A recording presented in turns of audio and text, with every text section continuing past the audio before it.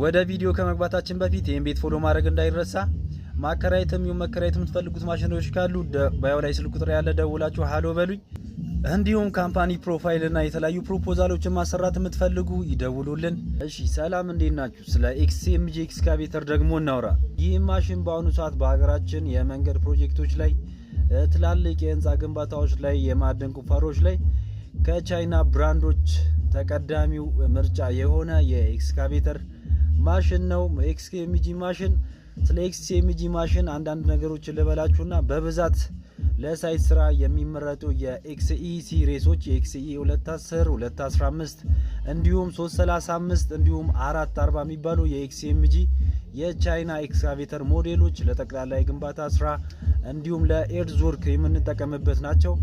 ኤክስኢ 335 እና ኤክስኢ 37 እንዲሁ ለከባድ የድንጋይ ወር ደግሞ ለአለታማ ለሆኑ ቦታዎች ለከባድ ስራዎች እንጠቀምባቸዋለን። እንደየሞዴላቸው ለምንጠቀምባቸው ስራዎች ይለያያሉ። እናንተ ይህንን ታውቁታላችሁ ብዬ አስባለሁ።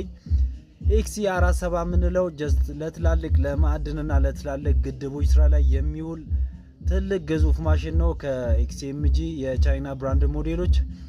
ሌላኛው የኤክስኤምጂ ማሽን ሞተሩ ልክ እንደ ሂታቺ አብዛኛውን ጊዜ የኮሚኒስት የአሜሪካ ወይም የአይሱዙ ማለትም የጃፓን ሞተሮችን ይጠቀማል።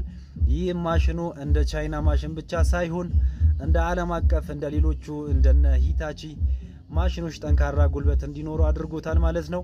ሃይድሮሊክ ሲስተሙም የጃፓን ካዋሳኪ ሃይድሮሊክ ሲስተም ስለሚጠቀም ስራቸውን ፈጣንና የኦፕሬተር ምቾትንም ይሰጣሉ። ሌላኛው ለኦፕሬተር ምቾት ሰጡ ማለት አብዛኛውን ጊዜ ስራችንን ያቀላጥፍልናል። ሳይት ላይ ሃይድሮሊክሳቸው በጣም ፈጣን ሆነ ማለት እንዲሁም የዴሊያ በሃውርሊ አውትፑታችንን ይጨምርልናል ማለት ነው።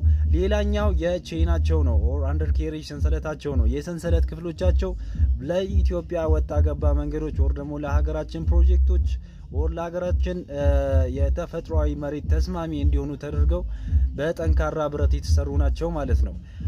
እና ኤክስኤምጂ ማሽኖች ከነ ሂታቺ ወይም ከካት ጋር ሲነጻጸር በዋጋ በጣም ቅናሽ ነው። ይህም ለአዲስ ኮንትራክተሮች የመለዋወጫ እቃቸውን በአዲስ አበባ እንዲሁም በክልል ከተሞች በሰፊው ይገኛል ማለት ነው። ጥገናው የኤሌክትሪክ ሲስተማቸው እንደ ሌሎች ማሽኖች በጣም ውስብስብ ስላልሆነ ሎካሊ በምናገኛቸው ሀገር ውስጥ በምናገኛቸው ኮንትራክተሮች እዛው ክልል ከተሞች ላይ ሳይት ላይ በሚበላሹበት ጊዜ በቀላሉ ማስጠገን እንችላለን ማለት ነው። ይህም ለባለቤትና ለኦፕሬተሮች ትልቅ እፎይታን ይሰጣል ማለት ነው።